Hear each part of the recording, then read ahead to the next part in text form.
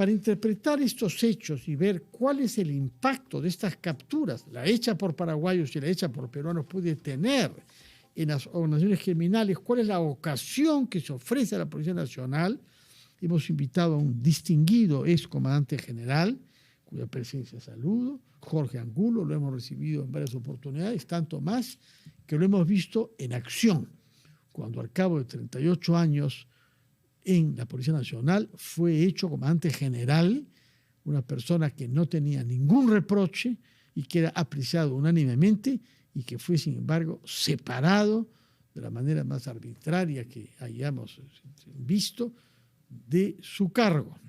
Veremos lo que el proceso que él ha entablado producirá.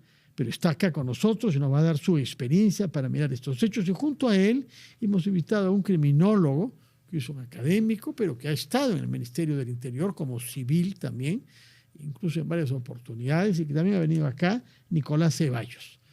Yo por eso quisiera comenzar preguntándole al general en situación de retiro, Jorge Angulo, ¿qué impacto produce que se capture jefes de esta magnitud, comenzando porque se ha capturado en Paraguay, ¿no? ¿Qué impacto, qué cosa pasa con las organizaciones que ellos dirigen? ¿Qué sucede con todas las personas que están en la jerarquía el día siguiente? ¿Y qué ventana de oportunidad se abre a la policía para desmantelar estas bandas de verdad? Muy buenos días, general. Buenas noches. Buenas Muchísimas noches. gracias por la oportunidad. En verdad, estas capturas generan un buen impacto por la buena intervención de la Policía Nacional, por la cooperación internacional, frente a poder aprehender a sujetos que están al margen de la ley y que tienen la capacidad de poder dirigir, organizar sendas organizaciones criminales. Pero acá hay un tema que no podemos nosotros soslayar, es el sistema penal, el sistema punitivo benevolente que permite que estos sujetos, en su mayoría, son reincidentes. Han sido capturados en una, en dos, en tres, hasta 4, hasta 5 oportunidades por hechos también tan graves como lo de ahora. Entonces, esto es la famosa puerta giratoria que aún todavía persiste, existe y que no permite tener una lucha eficaz contra el crimen, porque estos sujetos, ojalá que pues haya una respuesta penal firme para que de una vez por todas se vayan a un establecimiento penitenciario y no haya pues muchos beneficios penales, muchas penas condonadas o reducidas o sentencias. ¿Usted piensa sobre todo en ese criminal que fue liberado, faltándole 7 años de pena, de la cárcel de Tacna, la de más alta Así seguridad? es. Estamos hablando Pero de... eso es una decisión del INPE, no es de la justicia, ¿no? Porque la justicia le había impuesto 25 años. Es el INPE que consideró que había hecho un trabajo como ceramista, pese a que no había taller, y que había estudiado, no se sabe dónde, no hay pruebas, y que lo hicieron salir 8 años antes de que se cumpla su pena. Así es. ¿Cómo le explicamos esto a nuestra comunidad, a nuestros ciudadanos, de lo que está pasando, ¿no? Que estos sujetos que tienen una capacidad de liderazgo, entre comillas, puedan obtener su libertad antes de que culmine la pena? Por eso es que viene la duda, por eso es que viene la crítica, el reproche por parte de la sociedad frente a los sistemas, frente al Estado, y no entienden quizás que hay un sistema penal punitivo demasiado benevolente, muy buena gente, muy garantista, que origina estas situaciones, ¿no? Señor Ceballos, su opinión sobre la misma pregunta, ¿qué situación genera para las organizaciones criminales que operan acá el hecho de que un jefe como el Monstruo haya sido capturado en Paraguay y que el Jorobado haya sido capturado acá, en Lima? Sin duda alguna es una muestra muy importante de que cuando se toma una decisión y se tiene un objetivo claro, se pueden tener resultados muy potentes como los que hemos visto, ¿no? Hay 3 casos, de hecho, en agenda en esta semana: el del Monstruo, el Jorobado y también el del Pequeño J. Son 3 no elementos... sabemos si tiene la misma trascendencia. Sí, efectivamente. Parece que era el hijo de un criminal y el nieto de un criminal, alguien que había sido formado. Pero no deja de mostrar que cuando se toma una decisión, uno, y segundo, como le dice el general Angulo, cuando además existe cooperación entre los países, estos tipos de resultados se pueden dar y pueden ser muy, muy potentes y muy interesantes. Pero ¿sabemos cómo es que ha sido capturado, parece que en un camión en Pucusana, este joven Pequeño J? Bueno, yo no tengo los detalles específicos. Porque llama la atención, tiene que haber habido alguien que ha pasado el dato, porque revisar camiones estacionados en Pucusana llama la atención. Pero aún así evidencia que claramente de que tenemos pues fronteras muy libres, porosas, ¿no? Donde Porque han pasado dos fronteras, claro, de Argentina a Bolivia y de Bolivia al Perú. Fácilmente un delincuente, un prófugo puede ir de un país a otro, ¿no? Sin ningún problema. De acuerdo. Tampoco usted tiene alguna indicación, no ha recibido alguna información sobre cómo ha sido capturado este señor. Yo felicito a la Policía Nacional porque conociendo a Pucusana es un puerto movido, agitado, con muchos camiones que llegan para llevar pescado. De manera que estar escondido ahí y que den con él allá cuando sabíamos que había estado en Buenos Aires es un logro de la policía que hay que celebrar, ¿no? Sí, y en un tiempo bastante breve, ¿no? Pero una cosa que también se muestra en eso es que efectivamente las fronteras son súper porosas en este momento. Y el fenómeno criminal que estamos enfrentando en el Perú, no es solamente el Perú, es regional con una amplia capacidad de movilización. Entonces es muy difícil, casi imposible que solo se pueda responder a estos temas pensando desde nuestros espacios territoriales. Tenemos que trabajar temas en cooperación sí o sí para que eso tenga un impacto mucho más sólido. Y para poder hacer esto sistemático, para que no sean solo capturas individuales, sino sea formas que permitan neutralizar los circuitos de comercio de drogas, de armas, extorsiones y demás asuntos asociados a esas economías ilegales, ¿no? Respecto a las armas que ha mencionado Nicolás Ceballos, hay un mercado negro de armas, parte de las cuales provienen de la Policía Nacional, sea que son robadas, algunos dicen que hay policías que alquilan sus armas a criminales o que las ceden. Aparentemente las armas que se usaron para asesinar a un candidato presidencial en el Ecuador, el señor Villavicencio, hace un año y pico, eran de origen peruano. ¿Por qué es que se ha desencadenado este mercado negro de armas de fuego en nuestro país? Sí, hay que tener en consideración que estas organizaciones criminales generan economías paralelas bastante potentes, bastante fuertes. Y eso, obviamente, con dinero en mano, son posibles de comprar conciencias, voluntades de agentes que pertenecen al cuerpo de la policía o un órgano, una agencia de inteligencia. Esto es posible. Y también se ha podido ver en la historia de que los almacenes, incluso de la misma policía, nuestras Fuerzas Armadas han sido vulnerados por estos sujetos, donde tienen la capacidad de poder sustraer las armas para poder pasarlas a las manos de los criminales, ¿no? Es una situación también bastante compleja y complicada. Los controles que hay en la policía ahora son más férreos, porque el policía que tiene un arma particular que está autorizado tiene que pasar revista mensualmente de ese armamento, y en caso que lo pierda, bueno, tiene que recibir algún tipo de sanciones o un monitoreo, ¿no? Porque no puede ser que esté comprando o roleteando, como se dice, ¿no? Pierde un arma, compra otra, nuevamente la vuelve a perder, entre comillas. Son situaciones que se presentan a nivel nacional. Hay que tener en consideración que en los últimos años ingresaron más de 50.000 efectivos nuevos, son jóvenes, que quizás tienen ya una estructura psicológica. ¿Cuántos entran cada año? Un promedio de 5.000 efectivos. De acuerdo, formados en la escuela de oficiales o en las escuelas de suboficiales. Así es, a nivel nacional. Es un poco complejo el poder monitorear este tipo de control de armamentos. Entonces yo creo que se tienen que ir diseñando en el tiempo. Aparecen siempre nuevas novedades, nuevos problemas, nuevas contingencias que hay que enfrentar, ¿no? Sí, Nicolás Ceballos, su opinión sobre este mercado negro de armas de fuego y sobre la situación actual de la policía y su inteligencia para neutralizar estas organizaciones y también detener a los malos elementos que hayan en la policía. Sí, efectivamente, allí hay dos niveles, ¿no? Respecto a las armas, creo que hay una pregunta y que debe ir en línea de acompañamiento a SUCAME, que es el ente finalmente rector en esta materia, ¿no? En el ánimo de poder entender cómo está operando la fiscalización de las armas. Y tal vez el giro que habría que dar en ese circuito no tiene que ver mucho con la restricción de las licencias en particular, sino de asegurar y garantizar de saber dónde están. ¿No? Saber que están en las manos correctas, que la gente que la está usando la va a usar para defensa personal o para el servicio de seguridad privada para lo que está autorizado. Tenemos lamentablemente un contexto donde no sabemos dónde están muchas de las armas que no tienen licencia vigente.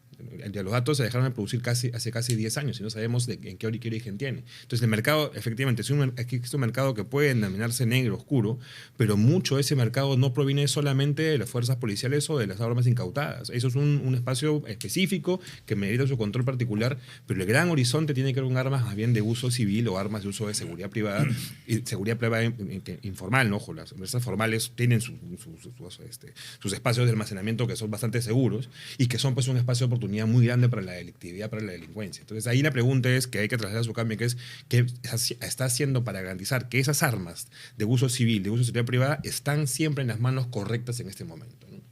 En los últimos días hemos recibido acá en RPP General Angulo a dirigentes gremiales de sectores afectados por la criminalidad, vinculados al transporte público particularmente, y alcaldes, pidiendo que se liberalice la venta de armas de fuego en nuestro país y que civiles puedan más fácilmente estar armados. ¿A usted le parece una buena idea? Pues yo considero de que es sumamente peligroso plantear situaciones de ese nivel. Recuerde usted que son respuestas sociales. Por ejemplo, en el caso vi a unos ronderos que decían en un cierto lugar del país, chapa tu extorsionador y quémalo vivo, ¿no? Sí. Ese es un concepto jurídico que se denomina la autotutela violenta, ¿no? En que otras palabras es la justicia por tus propias manos. Y eso obviamente no es una buena noticia para nosotros, porque imagínense el impacto que puede tener nuestro país a nivel internacional, pero al margen de ello, eso sucede, estas respuestas sociales corresponden porque se dan cuenta que el Estado no tiene o no ve las respuestas contundentes frente a la criminalidad organizada. Y justamente invocamos nuevamente, según mi punto de vista, al sistema punitivo demasiado garantista, ¿no? Entonces, ¿cómo es posible?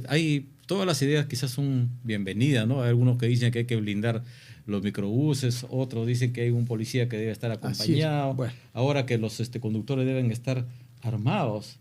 Entonces, imagínese usted, podría haber una balacera en presencia de los pasajeros y eso resultaría muy complicado, ¿no?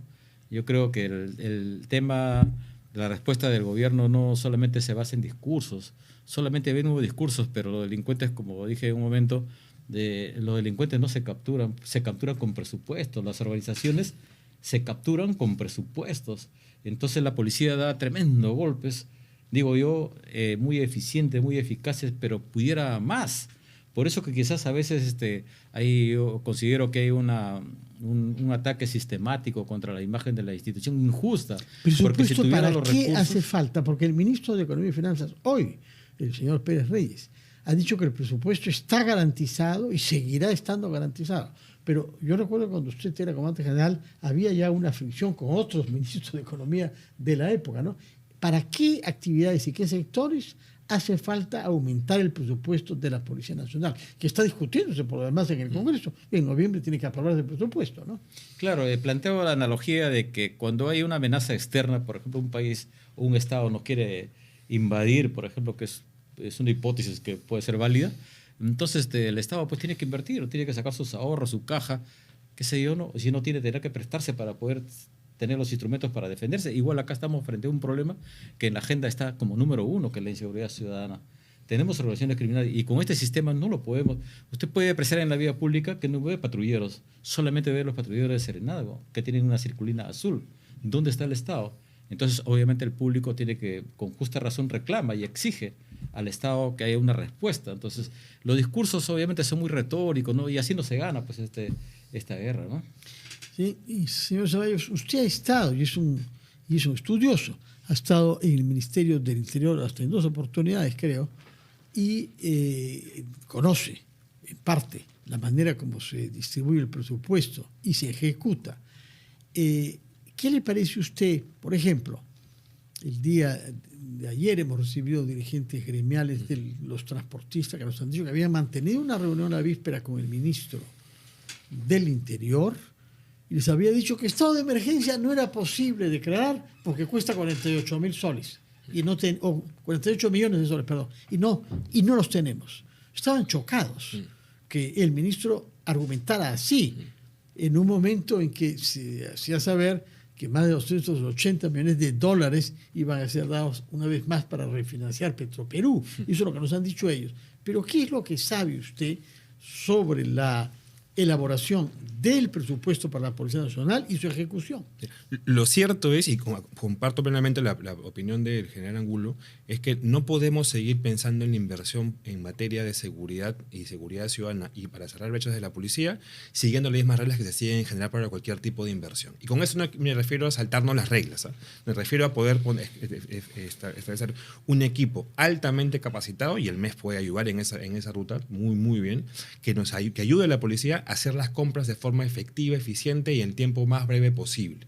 Eso es posible, eso se hizo. De hecho, en la temporada que tuvimos en el Ministerio del Interior, se contrató a un equipo de gerentes públicos de Servir, cuya misión principal era acompañar a las unidades ejecutoras de la policía a mejorar su capacidad de gestión. Eso duró muy poco porque el gobierno siguiente decidió que eso no era funcional.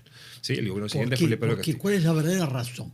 Ahí ya se prestan muchas especulaciones de para corte que más regresen político. las personas con las uñas sucias para manejar esos dineros. Lamentablemente la especulación abre a esas posibilidades de interpretación. Pero en su momento lo que se pensó hacer en esa ruta fue llamemos a los especialistas en contrataciones, en compras, adquisiciones, para que acompañen a la policía y le permitan hacer las compras correspondientes. Insisto, rápidamente. No se trata de saltarse las reglas, se trata de priorizar el proceso de adquisición. No puede ser posible, y pongo un ejemplo, en telecomunicaciones. En este momento la policía tiene una brecha gigante de telecomunicaciones. 9 de cada 10 policías no cuentan con una radio y es imposible responder a una emergencia si no cuentas con una radio directa donde recibes la información. Lo recibes en tu WhatsApp y eso es malo para el propio policía porque no puede resonar adecuadamente. El año pasado, 2024, se devolvió la mitad del presupuesto destinado a comprar más radios. La mitad del presupuesto, siendo esta brecha una brecha tan grande. ¿Eso tan es una deficiencia de qué nivel de la Policía Nacional o del Ministerio del Interior? Ya no es un asunto específicamente de la policía o del ministerio, sino es un asunto de poder priorizar capacidades para poder hacer seguimiento. Tener el presupuesto, tener la necesidad de telecomunicaciones y no comprar, hay una responsabilidad ahí. Hay un asunto también en respecto a cómo se proceden con las compras que es muy complejo respecto a los proveedores, a los contratistas, ¿no? Uno puede ganar la contratación y estar a punto de entregarle el producto y viene el siguiente que perdió y dice impugna. Y eso paraliza todo. Y así entiendo que están paralizados varias compras en la policía. Entonces, insisto, no se trata de saltarse las reglas y hay que poner atención a eso. Pero hay una serie de barreras en este momento, de procedimentales, de prioridad, que limita y hace que nuestra policía salga a la calle sin chalecos, sin armas, sin municiones y sin radios. Usted ha sido jefe de la Policía, comandante general, como se llama ahora, y acaba de hacer referencia a carencias notorias, ha mencionado a los patrulleros, desde hace años que hemos oído dificultades para comprar patrulleros, pero peor aún, chalecos. Ahora nos habla el señor Ceballos de telecomunicaciones. Él nos ha dado su punto de vista de cómo se traban los procesos de compra por la mala fe de los que pierden licitaciones y que impugnan. Pero tiene que haber una manera de corregir eso, porque la prioridad es la seguridad y para eso se necesita estar equipado. Sí, es cierto. También se generan funcionarios timoratos, o sea, no es porque lo sean, sino lo generan y lo construyen porque tienen temor a enfrentar, yo también estaba en esas circunstancias, de enfrentar grandes procesos de cientos de millones de soles. Y lamentablemente, como dice el señor Ceballos, cuando pierde una empresa competidora, denuncian y lo publican y esto daña pues, también la imagen y la honra de muchas personas. No es timorato, es el señor Santibáñez, más bien esa persona intrépida, ¿no? En sus decisiones, en su manera de actuar y de hablar. Y él tampoco compró chalecos suficientemente y él no llenó esos vacíos. ¿Qué pasó durante ese periodo? Sí, no se trata en estos momentos de hacerlo hablar sobre él específicamente, pero no es un timorato, es una persona que tomaba decisiones intrépidamente, ¿no? Sí, es cierto, pero estamos comprando quizás pertrechos por partes, cuando nosotros tenemos un plan estratégico para compras incluso hasta el 2030.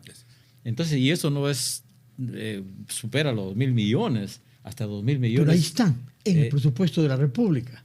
Sí, hay unos fondos especiales, pero es voluntad política para formar equipos, como bien lo dice el señor Ceballos, y pues que haya compras transparentes y evitarnos que los funcionarios estén temerosos, ¿no? Porque pueda nuevamente algún perdedor pueda denunciar ante la prensa y obviamente genera pues un daño a veces a la imagen de los mismos funcionarios. Sí. Es complicado. Y es un temor, se me permite, comprensible, porque finalmente por una firma en un proceso correcto, por la denuncia de un X, un policía puede acabar su carrera acusado injustamente por corrupción o por alguna irregularidad. Si es que lo acusa sabiendo que es injusto, es porque se lo quería sacar encima, porque una persona honesta seguramente, rodeada de gente que no... Pero existe mucho temor en la gestión pública en general de firmar compras que son muy urgentes. Eso es cierto. Pero para eso hay mecanismos para solucionar. Pero no hasta los niveles que estamos viendo en la policía, que no hayan patrulleros, que no hayan chalecos antibalas y que no haya telecomunicaciones. Así es. Esto es, creo que es una narrativa popular que es falta de voluntad política. Si no hay voluntad política, las cosas no van a cambiar acá. Y esto a mira de las nuevas elecciones que va a haber, ya tienen que aparecer algunos programas, algunos planteamientos, algunas propuestas gubernamentales a futuro, y hay que ver bien los otros electores para de poder determinar qué equipo técnico bueno podría estar a la altura de las circunstancias y poder por lo menos minimizar. Hay que tener en cuenta, como lo sabemos, de que este es un problema social también.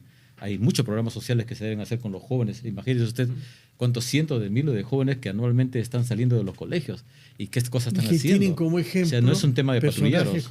Como este pequeño J, ¿no? Así es. Y el culto al dinero fácil y rápido, y el desprecio a la vida humana y la misoginia, porque acá se trata también de despreciar a esas mujeres que han matado con una crueldad verdaderamente pavorosa, ¿no?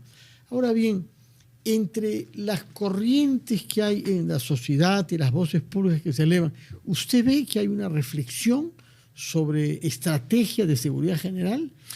¿Nos encaminamos a una campaña electoral donde habrá un debate sobre temas de fondo? Lamentablemente no, porque la agenda en temas de seguridad se ha buquelizado, si me permite el término, ¿no? Entonces la respuesta está muy enfocada en temas de mano dura, muy en temas de inmediatos de seguritismo en general, pero que además no han demostrado en los últimos años mayor resultado, ¿no? Porque además es una combinación perversa entre esos beneficios penitenciarios para personas que no deberían recibirlos y una serie de mecanismos que son mucho más intensos, pero sin la capacidad de la policía o de la fiscalía o del Poder Judicial de poder ponerse en marcha, y ni hablar del sistema penitenciario. Entonces ahí hay limitaciones serias. Segundo, porque el Perú no es El Salvador, pues el tamaño del Perú es 10 veces más grande que El Salvador y sus capacidades de control son distintas, ¿no? Y tercero, porque lo conversábamos con unos colegas periodistas hoy en la mañana, lo que se está perdiendo de vista es que si bien la seguridad es un problema en sí mismo, es un problema en función de otras posibilidades de desarrollo del Perú. Y lo que debemos comenzar a mirar es qué escenarios son críticos para que el Perú crezca, para que el Perú avance, para a ellos ofrecerles objetivos de forma táctica mecanismos de seguridad suficientes. Al puerto de Chancay, a las operaciones mineras, a los emprendedores, a los pequeños empresarios, a los conglomerados comerciales. Eso les hay que proteger. Y la idea no es comprar chalecos por chalecos o radios por radios, sino en función de cómo le damos protección a aquellos sujetos, individuos o empresas o sectores que son las que sacan adelante el desarrollo del país. Esa es la mirada que deberíamos esperar en las autoridades y que no estamos viendo hasta el momento, ¿no? Usted ha hablado, general, de una actitud garantista en algunos medios judiciales, pero ¿no hay también de la parte de la Policía Nacional un cierto laxismo, tal y como lo puede percibir uno en la calle? La última vez que yo vi a un policía detener a un auto por andar echando humo en cantidades notoriamente ilegales fue el año 2021. Lo anoté en mi diario.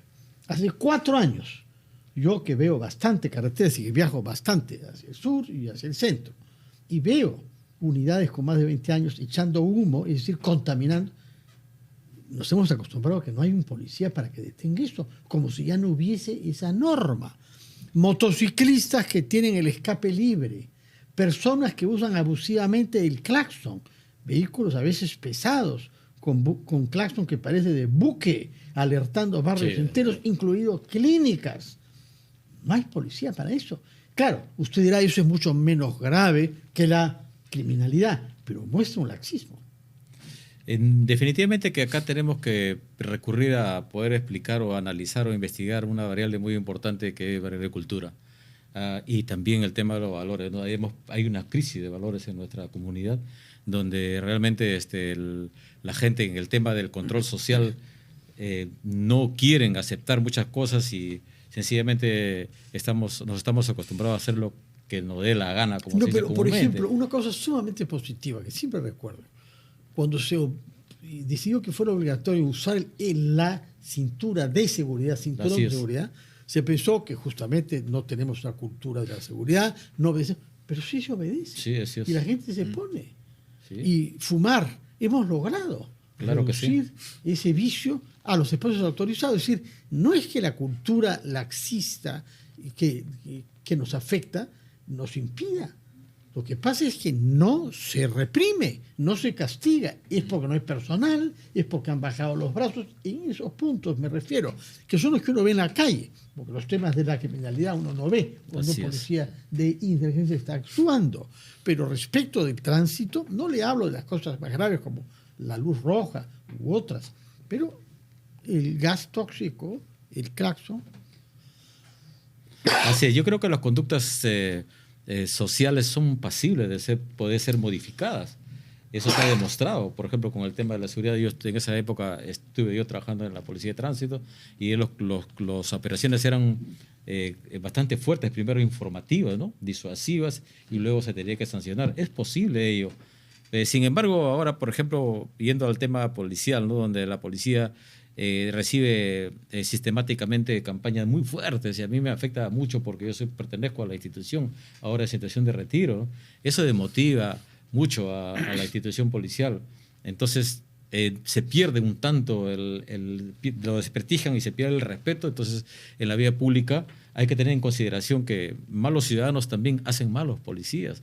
No es que una cosa sea más importante que la otra. Los ciudadanos también participan en sus conductas para, ¿cómo se llama? Por ejemplo, ¿no? Un ciudadano que tiene un vehículo, pues tiene que estar previsto de toda su documentación a fin de evitar que sea intervenido por policía y él mismo pueda originar quizás algún tema de cohecho. Algunos de los ciudadanos que ejercen alguna profesión, que por ejemplo son los primeros que están quizás haciendo críticas destructivas, sin embargo tampoco dan boletas, no dan de consumo, ¿qué le digo? No despiden una factura, no pagan impuestos. ¿De qué estamos hablando? Señor Ceballos, ¿qué podemos decir comparativamente? ¿Qué casos de éxito conoce usted en nuestra región donde hayan habido fenómenos semejantes y se haya tenido un verdadero éxito? No hablemos sobre El Salvador, que es muy particular por el fenómeno de las maras, que no existe acá, ¿no? Gente que había sido organizada al interior de las cárceles en California, han dado lugar a la aparición de estos grupos con ataques a veces de 200 personas. Felizmente que eso no lo tenemos acá. Pero fuera del caso salvadoreño, donde se ha reducido la tasa de criminalidad gracias a esta política, ¿dónde ve usted casos de éxito? Lamentablemente es muy poco, hay muy poca evidencia de mecanismos de éxito que funcionen en la región en este momento. Hay cosas que han venido... Pero Chile, por ejemplo, ha sabido reaccionar mejor que nosotros. Sí, ha tenido una reacción interesante. No obstante ello, igual tienen un problema bastante serio de presencia de varias redes criminales enfocadas sobre todo en prácticas extorsivas muy complejas.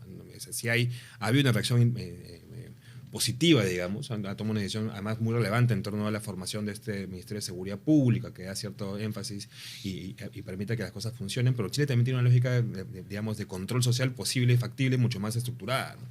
En el caso, por ejemplo, chileno, vuelvo nuevamente al tema de las brechas, ¿no? La policía chilena, las comparaciones son odiosas, me van a disculpar por eso, pero las capacidades operativas que tiene son mucho mayores a las que tienen estas policías. ¿Por qué? Porque se tomaron una decisión, porque la policía chilena, hasta donde yo entiendo, también tiene un fondo de inversión directamente para temas de capacidades operativas de su policía. Entonces, eso permite que haya, lo que hemos venido diciendo, cerrar brechas y mantener activa el cierre de brechas operativas para que la policía pueda operar efectivamente. O sea, es injusto, ya pensándose desde el lado humano y siguiendo la línea en general, que a un policía se le mande al frente sin las herramientas suficientes para poder actuar y sin las capacidades normativas para hacerlo, porque le puede poner la papeleta y después ese ciudadano le impugna o va a otra agencia y le resuelve, y eso ya no es un asunto de control solo policial.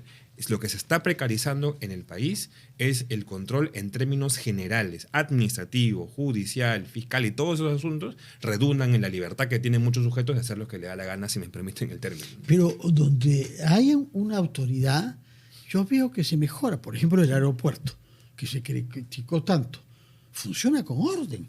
Sí. No hace cada uno lo que da la gana, pese a que hay fricciones con taxistas y todo lo demás, pero no estamos ante el desorden, el caos que había antes en el aeropuerto. Hemos progresado, hemos sido capaces de hacerlo. Pero no perdamos de vista que los aeropuertos, no solamente en el Perú, sino en el mundo, están sujetos a otros regímenes regionales que implican unas responsabilidades mayores. Pero lo mismo debería ser en todas las instituciones. Palabras finales, ¿qué cosa es lo que quisiera transmitir usted a la población, pero a sus colegas también? Bueno, yo creo que estamos frente a un proceso electoral. También, aparte que la policía tiene que tomar todas las providencias frente a un escenario complicado de polarización, quizás también de problemas sociales que se nos pueden venir, la seguridad de los candidatos, toda una serie de eventos que se van a producir, y sobre todo que nuestros ciudadanos puedan poder determinar o identificar bien pues, las mejores propuestas en beneficio de nuestro país, y sobre todo que puedan enfrentar acertadamente quizás los grandes problemas que nos está gobernando en este momento. Muchísimas gracias por su presencia. Siempre es muy alentador escucharlo, de la misma manera que usted, señor abogado y criminólogo Nicolás Ceballos. Ojalá que nos volvamos a ver durante los meses que vienen para tener una idea clara de si hay un debate de fondo y poder instalar agendas y temas frente a los cuales los partidos y quienes quieran candidatear a los cargos supremos de nuestro país tomen posición y tomen compromisos también frente a eso.